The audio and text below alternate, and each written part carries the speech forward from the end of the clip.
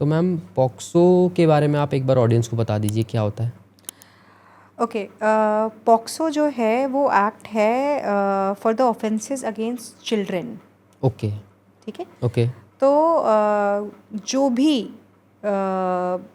Children यहाँ पे 18 साल से कम का है, ओके, वो उसके अगेंस्ट अगर कोई सेक्सुअल वायलेंस हुआ है या असॉल्ट हुआ है तो वो इस एक्ट में कवर होता है। ओके 18 साल से अगर एक दिन की भी अगर उम्र कम है ना तो वो पॉक्सो में आएगा। ओके सो यहाँ पे जुवेनाइल एक्ट के हिसाब से जो एज का डेफिनेशन है इस एक्ट में वो कैसे डिफाइन होता है, उसमें सबसे पहले होता है आपका कि बर्थ सर्टिफिकेट कोई नगर पालिका या एमसीडी या कोई अथॉरिटी जो है वो कर रही है, right.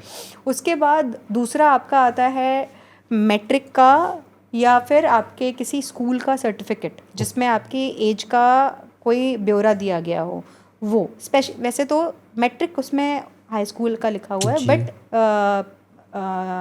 Authorities they do consider any class. Okay okay, उसके बाद अगर ये दोनों नहीं है तो फिर तीसरा आता है डीएनए। ओके कि आपको फिर फोरेंसिक जांच करानी पड़ेगी। You take the any part of hair whatever for the forensic जैसे भी होता है, फिर उस हिसाब से उसकी एज डिटर्मिनेशन निकलेगी, एक ब्रैकेट निकलेगा। ओके ओके, सो अब इसमें अगर जो विक्टिम है वो 18 साल से एक दिन भी कम है और उसने आधार कार्ड अपना एडमिशन कार्ड या ये कोई भी ऐसा प्रोड्यूस कर दिया जिसमें वो 18 साल से कम है ऑफेंस के वक्त, जी जिस दिन ऑफेंस हुआ है उस टाइम पे तो जो भी अपराधी है ओके उसके ऊपर पॉक्सो लगेगा। और ये बहुत ही स्ट्रिक्ट कानून है। ओके ये ऐसा कानून है जिसमें बेल नहीं मिलती है। नॉन बेलेबल ही होता है ऑफ कोर्स, लेकिन क्रिमिनल जूरिस्प्रूडेंस के हिसाब से, क्रिमिनल कानून के हिसाब से चार्जशीट फाइल होने के बाद जो अक्यूज्ड होता है उसका बेल उसका राइट है। ओके और bell is a right, jail is an exception. Okay. Bail is a rule, jail is an exception. This is a saying, this is a criminal jurisprudence की एक बहुत important line है ये। Okay. कि bell मिलनी ही चाहिए।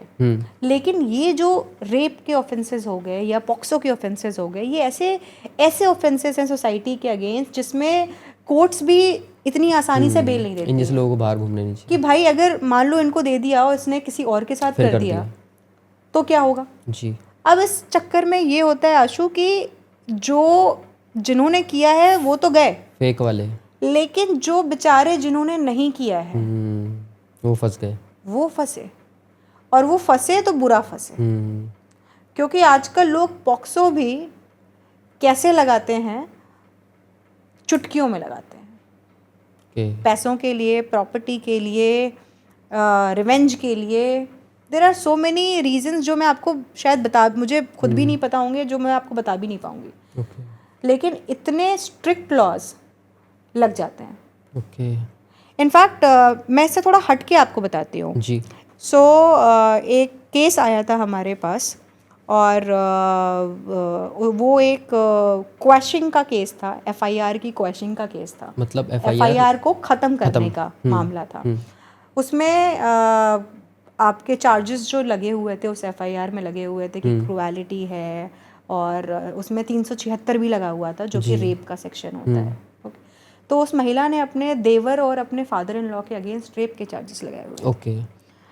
अब जज साहब ने बोला भाई चेम्बर में महिला को बुलाया कि भाई कोई दबाव तो नहीं है कि आपने इतना गंभीर सेक्शंस लगाए हुए हैं, आप कैसे आप इसको समझौता कैसे कर सकते हो आप। उस महिला का ये जवाब था आशु कि साहब हमको तो पता ही नहीं, हमको तो जो बोला हमने लगा दिया। और उनके लगाने के चक्कर में वो बेचारे 2 लोग कितने साल जेल काट के आए होंगे। वही एक बात मैं और आशु ये बताना चाहूँगी, मैं सबको बताना चाहूँगी, ये मैं रिक्वेस्ट करना चाहूँगी सबसे कि जो बच्चे हैं लड़के स्पेशली, और अगर उनका कोई ऐसा प्रेम संबंध हो रहा है किसी के साथ, किसी लड़की के साथ जी, आजकल बच्चे और बच्चियां बहुत जल्दी बड़े हो रहे हैं। मतलब मैं जो इंस्टाग्राम पे जो रील्स वगैरह हम देखते हैं तो उसमें एक GRWM करके कुछ एक गेट रेडी विथ मी। तो मैंने परसों देखा एक बच्ची स्कूल जाने के लिए गेट रेडी विथ मी कर रही थी। तो मैंने बोला कि यार हम सुबह उठ के हम चोटी बांध लेते थे तो वही हमारे लिए बहुत बड़ी बात हो जाती थी। इट्स नॉट रॉन्ग और right, I am just saying कि कितनी जल्दी बच्चे बड़े हो रहे हैं। अब उस बड़े में एक लड़का 21 साल का है जी, 19 साल का है, चलो 18 साल से ऊपर है, या इवन 18 साल का है, 17 साल का है जी, क्योंकि लड़कों के ऊपर ना केस लगेगा ही लगेगा, चाहे वो 17 साल का है, चाहे वो अभी हुआ एक पैटर्न है जिसमें एक अध्यापिका जो 23 साल की थी, उन्होंने एक 15 साल के ऊपर लड़के के ऊपर चार्ज लगाया था कि उसने मुझे on the pretext of marriage करके रेप कर दिया है। 15 साल के लड़के ने 23 साल शादी का झांसा दे दिया। जिस बच्चे को, जिसकी अभी जो न्यूरो का जो भी पार्ट्स है वो डेवलप हो रहा है, हाँ। उसने झांसा दिया है आपको और आप झांसे में आ गई हैं। और आप 23 साल की हैं, अडल्ट हैं आप अध्यापिका हैं उसकी। तो यहाँ पे मैं बच्चों से ये बोलना चाहूँगी, लड़कों से ये बोलना चाहूँगी कि सबसे पहले तो बच्चों एज कंफर्म करो। और कंफर्म मतलब कंफर्म करो जी। तुम किसी पब में जा रहे हो, तुम कहीं जा रहे हो और तुम किसी लड़की को देख रहे हो, तुम्हें लग रहा है वो लड़की 20 साल की है या 21 साल की है या 18 साल की है, वो लड़की निकल रही है 14 साल की, 15 साल की, 16 साल की, इवन 17 साल 364 दिन की, और तुमने 17 साल 364वें दिन तुम्हारे साथ उसका कुछ हुआ और उसने 18वें साल में अगले दिन उसने तुम्हारे खिलाफ कंप्लेंट कर दी, तो तुम पे तो पॉक्सो लगा ना। So you have to be careful, because अगर तुम एक बार अंदर चले गए तो 3 महीना तो मैं बहुत कम बोल रही हूँ, 3 महीना तो नॉर्मल टाइम है कि चार्जशीट फाइल होनी चाहिए और उसके बाद you have a right to get out. But मेरे पास ऐसे केसेस है जिसमें मैं बेचारे बंदे को 11 महीने के बाद जेल से निकाल पाई हूँ। 11 महीने के बाद? And that was a false case, POCSO matter. Yes, उसमें लड़की कंसेंशुअल मैटर था, दोनों आपसी सहमति से एक दूसरे के साथ थे। लड़की का अपने माँ बाप से झगड़ा हुआ और वो लड़के के साथ रहने गई।